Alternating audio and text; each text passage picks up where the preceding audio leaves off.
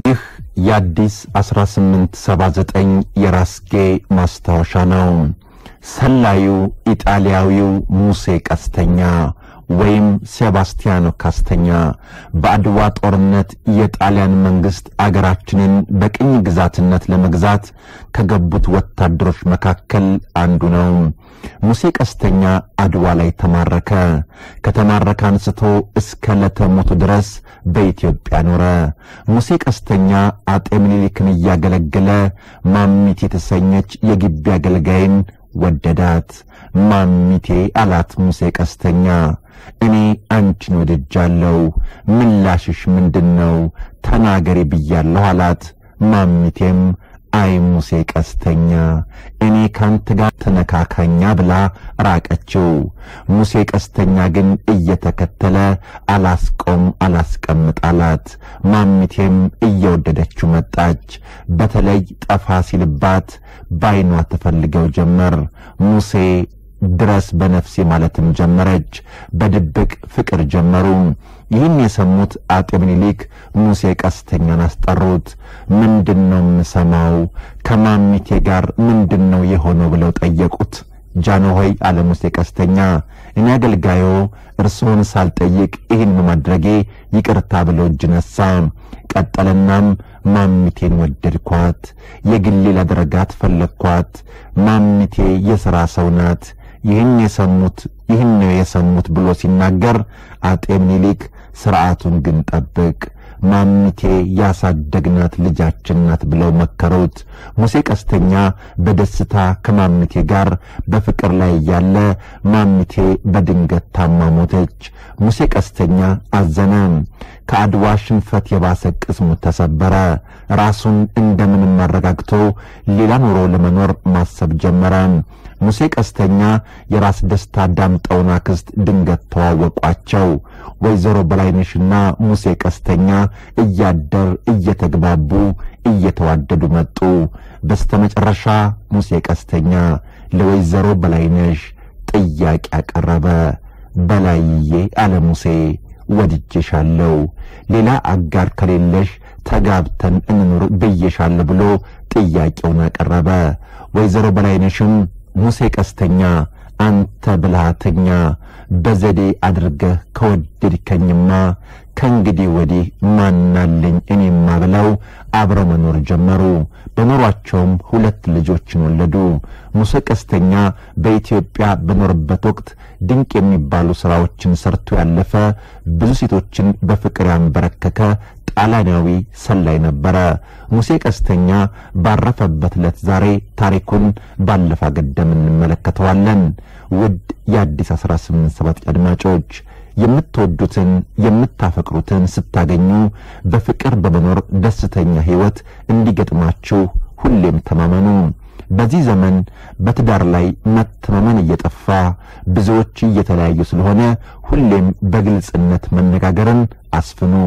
ደግነትን ፍጠሩ፣ ወዳጅነትን አጠናክሩ። እንደው ከሰሞኑ በከተማችን መሃል የሚርመሰመሱትን መኪኖች ተመለከትኩና ቢገርመኝ ይህን አልኩ ብሏል።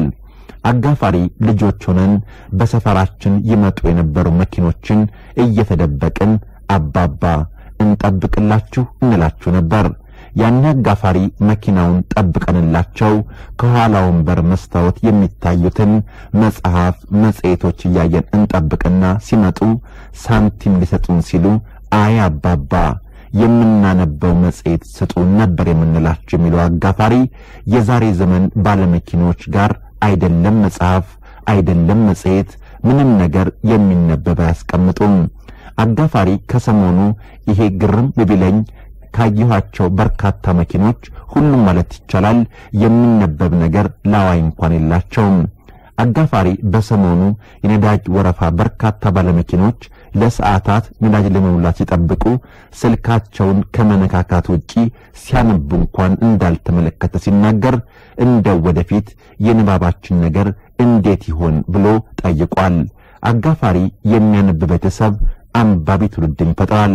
ገና በማለዳ የብርጭቆ አንገት ማነቅ የሚቀናው ቤተሰብ ደግሞ የሚፈጥረው ቀንና ሌት ከብርጭቆ አንገት ስር የሚወዳጅ ትውልድን ያመጣል በማለት እናንብብ፣ አሁንም እናንብብ፣ ደግመንም እናንብብ እያለ አድማጮች እናንተስ ምን ታዘባችሁ? ምን ተመለከታችሁ? አዲስ 1879 የመጀመሪያውን ዝግጅት አስቀደመ። ጠቃሚ ግኝትን ያገኛል።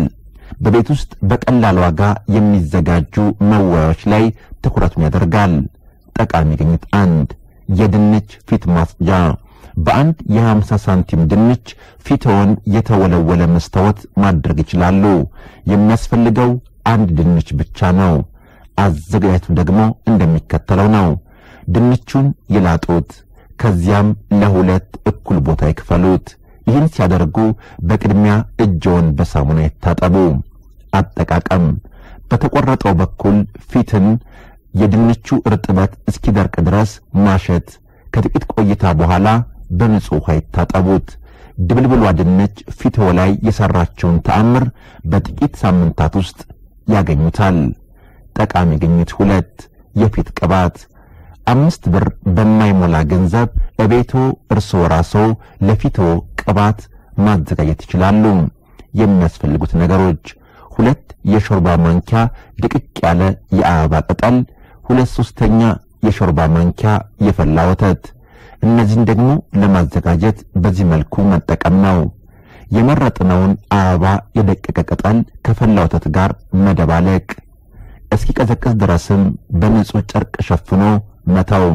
ከዚያም በንጹህ ጨርቅ ሸፍኖ ማስቀመጥ። ከዚያም በቁራጭ ጨርቅ መጠቅለል። አጠቃቀም የጠለለውንም በንጹህ ጠርሙስ ውስጥ ከቶ ማቀዝቀዣ ውስጥ መክተት። ውህዱን በየቀኑ ማታ ማታ መቀባትና ጧት መታጠብ። ይህም ፀሐይ ላቃጠለውና ለተበላሸ ፊት ፍቱን መድኃኒት ነው።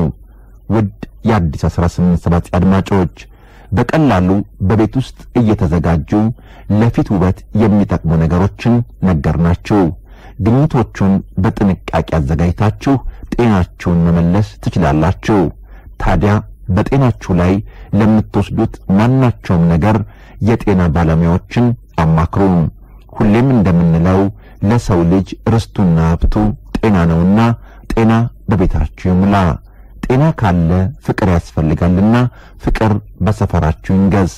ጤና ፍቅር ካለ ዋናው ነገር ደግሞ ሰላም ነውና ሰላም በሰፈራችሁ ይንገስ። ይህ የአዲስ 1879 የግርጌ ማስታወሻ አንድ ነው።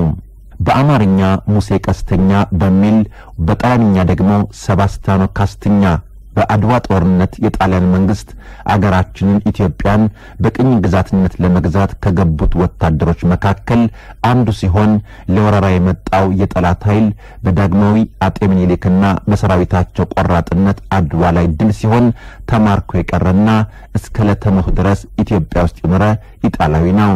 ሙሴ ቀስተኛ በ1860 ዓመተ ምህረት በሲሲሊ ደሴት አይዶኔ በሚባል ስፍራ ተወለደ።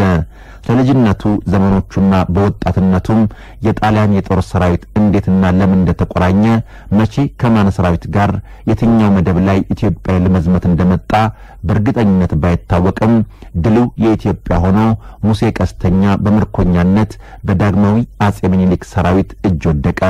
ከተማረከም በኋላ በፈቃዳቸው እዚያው ኢትዮጵያ ውስጥ ከቀሩት ብዙ ጣሊያኖች አንዱ እንደነበረና በተግባረ እድ ሙያም ታዋቂነትን አትርፎ በመህንድስና ተግባራት እንደተሰማራና ኢትዮጵያም ውስጥ እስከ ሁለተኛው የኢጣሊያ ወረራ ድረስ ኖሯል።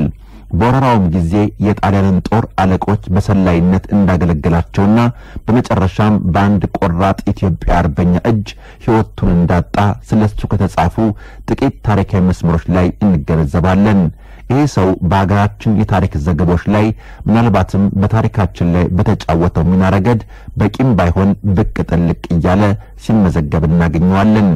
ፔጎሎቲ የሚባል ጻፊ ኢጣሊያዊው በንጉስ ምኒልክ ቤተ መንግስት በተሰኘው መጽሐፉ ላይ ሙሴ ቀስተኛ በፋሺስት ኢጣሊያ ሁለተኛው የሙከራ ጊዜ በአድዋ ጦር ላይ ተሳተፈ አዛውንት እንደነበረና አዲስ አበባ ላይ በተግባር እድ ችሎታው በዳግማዊ ምኒልክ እንዲሁም ቀዳማዊ ሥላሴ ተወዳጅነት እንዳፈራ ይዘግብና ለጥቆም በህዝብ ስራ ሚኒስቴር ውስጥ ዲሬክተር ሆኖ ይሰራ እንደነበር በተለይም የራስ ደስታ ዳምጠው አክስት ከገባ በኋላ በኢትዮጵያውያን ዘንድ ምን ያህል አክብሮት እንዳገኘ ይነግረናል። በትውልድ ሀገሩ አይዶይ ደግሞ ስለ እሱ የታተመ ጽሑፍ ላይ አንጀላ ሪታ ፓሌርሞ ከዚሁ ከወይዘሮ በላይነሽ ጋብቻ ማሪያና ጁሴፒና የተባሉ 2 ሴት ልጆቹን እንደተወለዱለት ታበስራለች። የባህላዊ ቅርስ ሽግግር በካሳንቺስ አዲስ አበባ የታሪካዊ ቤት አርአያ ጥንተና በሚል እትም ላይ በሰፊው በአድዋ ጦርነት ተማርከው ወደ አዲስ አበባ የመጡት የጣሊያን ወታደሮች አብዛኞቹ በግንባታና የመንገድ ስራ መስክ ተሰማርተው እንደነበር ይገልጽና ሙሴ ቀስተኛም ከነዚሁ አንዱ እንደነበር ያረጋግጥልናል። ሌላስ ምን ሰራ? ሙሴ ቀስተኛ በጥቅምት ወር 1928 ዓመተ ምህረት ወረራው ሲጀመር የኢትዮጵያ ወታደሮችና አርበኞች የጠላትን ጦር ለመከላከል በሰሜን በደቡብ በምስራቅና በምዕራብ ግንባር ተሰማርተው የተቻላቸውን ያልተቋቋሙ ሆኖም የፋሺስት ሰራዊት በዘመናዊ መሳሪያና የመርዝ ቦምብ አይሎባቸው በግንባር ለግንባር ግጥሚያ ይሸነፉና ንጉሠ ነገሥቱም በግንቦት ወር ተሰደው ወደ እንግሊዝ ሀገር ሄዱ። አገሪቷም በጣሊያን ቁጥጥር ስር አደረች። የግራዚያኒ ሰራዊት ግን በደቡብ ግንባር ራስ ደስታ ዳምጠውና ደጃዝማች በየነ መረድ፣ በምዕራብ የባላምባራስ ገረሱ ዱኪ አርበኞች፣ በሰሜን ሸዋ ደግሞ የራስ አበበ አረጋይ ሰራዊት አልበገር ብለው አስቸግረውት ቆዩ። ግራዚያኒ በድርድር እነኚህን መሪዎች ለማስገባት ባደረገው ጥረት መልእክተኛና ሰላይ አድርጎ የመረጠው የኢትዮጵያንን ባህል ለ40 ዓመታት ያጠናውና የራስ ደስታን አክስት ያገባው ይሄንኑ ሙሴ ቀስተኛ ነበር። በዚህ ዓላማ መጀመሪያ የተላከውም ወደ ራስ ደስታ ዳምጠው ሲሆን ታህሳስ 19 ቀን 1929 ዓ.ም በቀድሞው በባሌ ጠቅላይ ግዛት ውስጥ ብላንቾና አርበጎና የሚባል ስፍራ ላይ ሁለቱ ተገናኝተው ለ2 ሰዓት ያህል ተወያዩ። ቀስተኛ ከዚህ ድርድር በኋላ እንደገመተው ራስ ደስታ እጃቸውን እንደሚሰጡና የጭፍሮቻቸውን በተለይም የጣሊያን ወገን ከርተው ከሳቸው ጦር ጋር የተቀላቀሉትን ኤርትራውያን እስከሚያሰሙን ድረስ ጊዜ ያስፈልጋቸው በሚል ግምገማ ነው። ራስ ደስታ የካቲት 15 ቀን ቡታጅራ አካባቢ ላይ ደጃዝማች ተክሉ መሸሻ ተይዘው በጠላት እጅ ወዲያው ተረሽነው ሞቱ። የሙሴ ቀስተኛ ስም በታሪካችን ዘገባ ላይ እንደገና ብቅ የሚለው በግንቦት ወር 1930 ዓ.ም ሲሆን አሁንም እንደቀድሞው የግራዚያኒ መልእክተኛና ሰላይ በመሆን ለእርቅ ስምምነት ከራስ አበበ አረጋይ ጋር ግንደ በረት ላይ ተገናኝቶ ለግራዚያኒ አርበኞቹን ለማስማማት የሚፈልጉ መሆናቸውን አስታወቀ። የሰራዊቱን ብዛት በተመለከተ የስለላ ዘገባውን ለግራዚያኒ አስታውቆ በተከተለው የፋሺስት ጥቃት ብዙ ኢትዮጵያውያን አርበኞች አልቀዋል። ይህን ሁሉ ስራ የሰራው ሙሴ ቀስተኛ በመጨረሻ ላይ ግን ስውር ዓላማው ተነቃበት፣ ድርጊቱ ታወቀበት። በመጨረሻም በጥይት ተደብድቦ ተገደለ። አዲስ 1879ም ሙሴ ቀስተኛ በተገደለበት ቀን እንዲህ አድርጎ ታሪኩን አቀረበው። ይህ የአዲስ 1879 የግርጌ ማስታወሻ 2 ነው። ከዛሬ 85 ዓመት በፊት ይህ የአውቶሞቢል አዋጅ ወጣ። አዋጁ እንደው አሁን ላይ ተሻሽሎ ቢቀርብ ያስኬዳል በማለት እንዲህ አቀረብነው። የኢትዮጵያ መንግስት አልጋ ወራሽና ባለሙሉ ስልጣን እንደራሴ ፈቃድና ትዕዛዝ የአገር ግዛት ሚኒስቴር ይህን አዋጅ ያውጃል ይላል አዋጁ።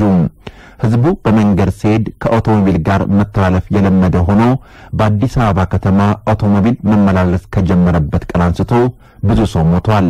መንግስት ይህን አይቶ ህዝቡ ባለ አውቶሞቢሉም ዘበኛውም በየበኩሉ እንዲጠነቀቅ በአዋጅ አስታውቆ ዘበኛውንም በየመንገዱ ቆሞ ነበር።